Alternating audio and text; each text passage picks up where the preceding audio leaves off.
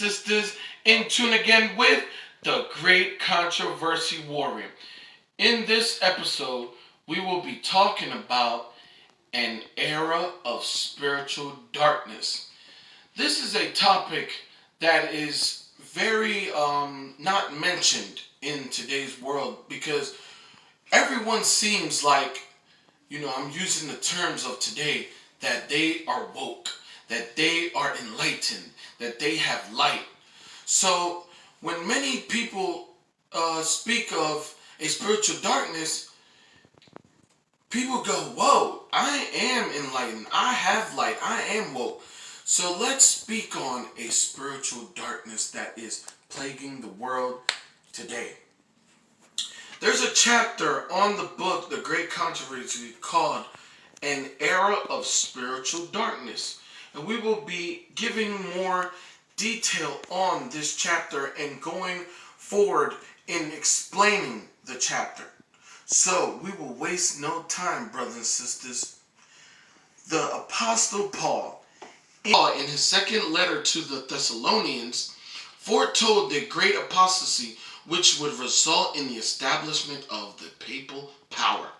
He declared that the day of Christ should not come except there come a falling away first, and that the man of sin be revealed, the son of perdition, who opposeth and exalteth himself above all that is called God, or that is worshipped, so that he sitteth on the throne of God, must be revealed, and showing himself to be in the temple of God. And this is found in 2 Thessalonians 2, 3, 4, and 7. Even at the early date, he saw creeping into the church errors that would prepare the way for the development of the papacy. Little by little, at first, in stealth and silence. So basically, the papacy would work little by little in stealth and in silence.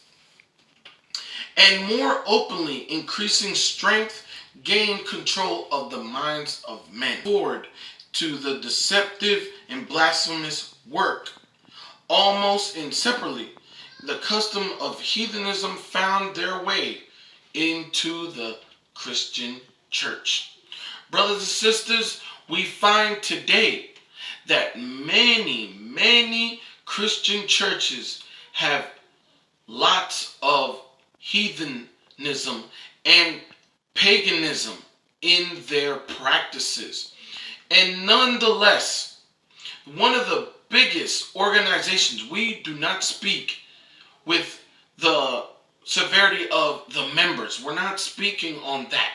We're speaking on the organization of the papal power, the Vatican. Their organization interwovens many things that are of pagan tradition. If we just saw this weekend, like 2 weekends ago, I must add, 2 weekends ago, the papal practice of Easter.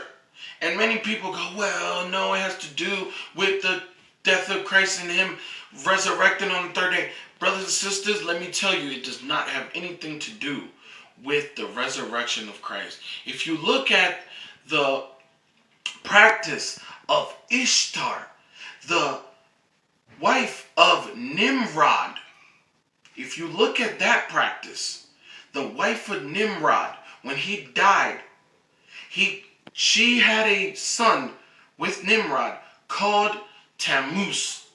And when Nimrod died, she also slept with their son named Tammuz. And then the people of this era were looking for her to kill her because it was incest that she did with her own son, Tammuz. And when he was killed, Tammuz, she took his body parts and spread them all around the region of Babylon. And from there we get the eggs of Easter, Ishtar. If you don't believe me, brothers and sisters, just go look on your Google the practice of Ishtar, and you will see this same story that I'm talking about. But anyway, brothers and sisters, nonetheless, one of the biggest religions that we have in the world that practices paganism, like I said, is the papal power, the Vatican. The split of compromise and conformity was restrained for a time, but the fierce persecutions that the church endured under paganism.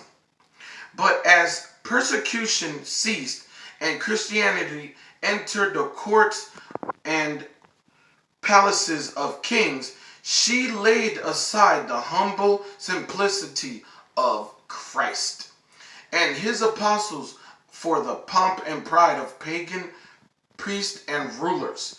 And in place of the requirements of God, she substituted human theories and traditions. If we see, brothers and sisters, all of the papal practices, whether it's the communion, whether it's the Easter egg hunts, whether it's the baptism of little infants, all of these things are pagan practices, which you can research for yourself.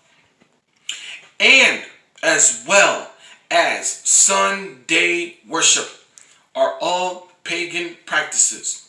But brothers and sisters, in today's world, if we see most of the people of its church, of the papal church, of the other Protestant churches, they don't even know where these practices came from, because a lot of them don't go research. And that is not their fault, because they go and listen to their pastor that teaches them grace, forgiveness, Jesus loves you, and that's okay. But we, brothers and sisters, must go and research for our own.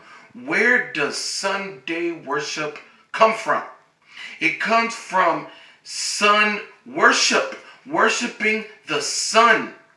And what they did was mix Christianity, the Sabbath worship, which is the true day, to this day of the Lord. It has not gone away.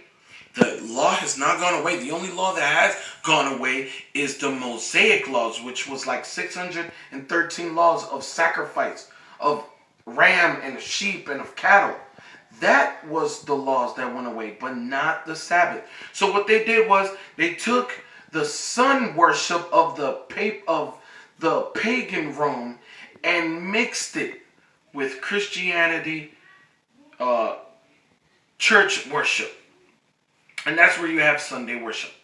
Brothers and sisters, the normal conversion of Constantine, if we look at the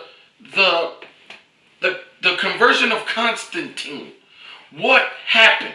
So, because he saw that the persecution of Christians was not working, they were killing them and more came. They were killing them and more came. So they devised a plan to say, okay, we are going to have to join this group, because they keep growing and growing and growing and stronger year by year. So what Constantine did was he became the religious and the political leader. So he adopted the Christianity, but he did not leave his creed of paganism aside. No, what he did was he mixed it. He mixed, like I said, the baptism of the little children, of infants, the sun worship, the believing that you went to the underworld and your body was received in the underworld, and that you would go to heaven, and that your soul was in purgatory. All of these things started coming about from the conversion of Constantine I. And we're going to look up where that was. When did Constantine I convert to Christianity. Constantine the Great. Here we go. Constantine the Great. He converted, which was also named Constantine I, was a Roman Empire who ruled from AD 306 and AD 337. He was born in the city that is now called Serbia. He was the son of Flavius Constantius, a Roman army officer. And his mother was Helena, a Greek. His father became Caesar, the deputy of the emperor in the West. In AD 293, Constantine was sent east, where he rose through the ranks, becoming a military tribune, the papal governor, the papal emperor, plus the emperor of the secular world, was in AD 310, brothers and sisters. So basically, brothers and sisters, we have the mixing of civil power and religious power with Constantine the Great, Constantine I. So if we see, brothers and sisters, in today's world, many people do not believe that there is a God. Many people believe in all sorts of pagan practices. Whether they believe that an animal's a god, that there's a God in the plants, like I had said, like there's God in the sky, in the stars, that there's God that's a God, that they're a God. All these beliefs, brothers and sisters, we can find that in papal Rome. All of this transpires to go to papal Rome. Brothers and sisters, we must find with our own research where God really abides. And sometimes we think that we're God as well. But all of these things only show us that there is a spiritual darkness, just like in the time of papal Rome when it was coming up into prominence and power. In today's world, we see a lot of darkness. We see lots of darkness, brothers and sisters. Many people to and fro, go here, go there, looking for answers. And all they have to do is look at and research for themselves the Bible. Research it. Don't go and ask the people that hate the Bible. That's not where you go find things of the Bible, because if you go to them, they're just going to give you a negative account of what the Bible really talks about, brothers and sisters. No, we must go to the Bible ourselves and go with an open mind. And we will show to the world that there is spiritual enlightenment in the Bible. But many people are out here going to crystals, going to psychics, telling them the future, going to the dead, where the dead is only evil angels. We can see that. The Bible tells us. So, brothers and sisters, we must go and bring about that spiritual lightness that we have stored in our heart, because we have read the Bible, we have read the prophecies, we have read what Jesus told us in Matthew, Mark, Luke, and John. We have read what the Old Testament has told us beforehand that Jesus was going to die. We have read that. So we must go share it. And we will not fall in that spiritual darkness, brothers and sisters. Brothers and sisters, remember, we are in a great controversy.